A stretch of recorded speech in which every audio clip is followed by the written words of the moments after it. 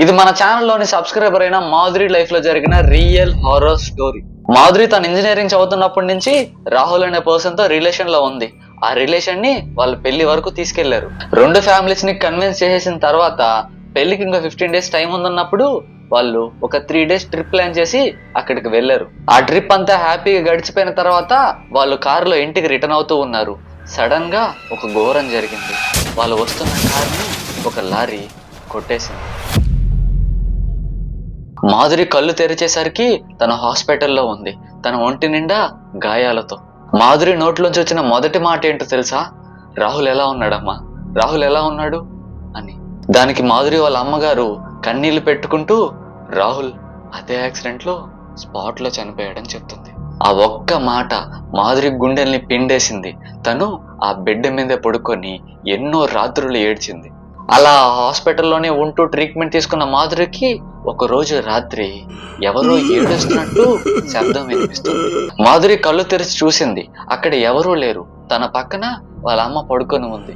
Madhuri confuse అయింది. ఆ ఏడుపు ఎక్కడి నుంచి వస్తుంది అని క్లియర్ గా వినడానికి ట్రై చేసింది. అది ఒక మగ మనిషి గొంతు.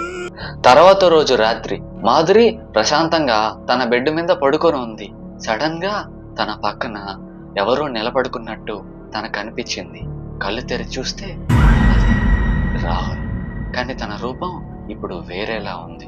తను ఎంతో ఘోరంగా కన్నీళ్లు పెట్టుకుంటూ నాతో పాటు వచ్చేసే మాధురి, నాకెంతో భయంగా ఉంది, నాతో వచ్చేసి రా. ఆ మాటలు విన్న మాధురి ఎంతో భయంగా గట్టిగా ఒక అరుపు అరిచింది.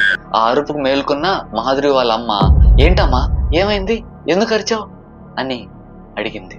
మాధురి మా ఇక్కడ రాహుల్ అని చెప్తుంటే, ఏంటమ్మా ఏమైంది, అక్కడ ఎవరు లేరు కదా అని మాధురి వాళ్ళ అమ్మ చెప్తుంది.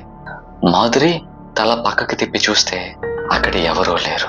మాధురి వాళ్ళ అమ్మ టెన్షన్ పడి ఈ విషయాన్ని మాధురి వాళ్ళ నాన్నకి చెప్పింది. ఆయన తర్వాత రోజు ఒక స్వామీజీని తీసుకొచ్చి ఆమెకి ఒక తాయెత్తు కట్టి ఇది అసలు ఎందుకు జరిగింది అని ఆరా తీశారు.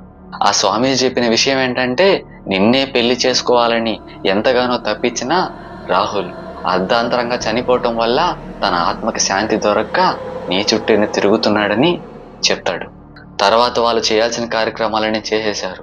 మాధురికి మళ్ళీ ఎప్పుడు కూడా రాహుల్ ఆత్మ కనపడలేదు.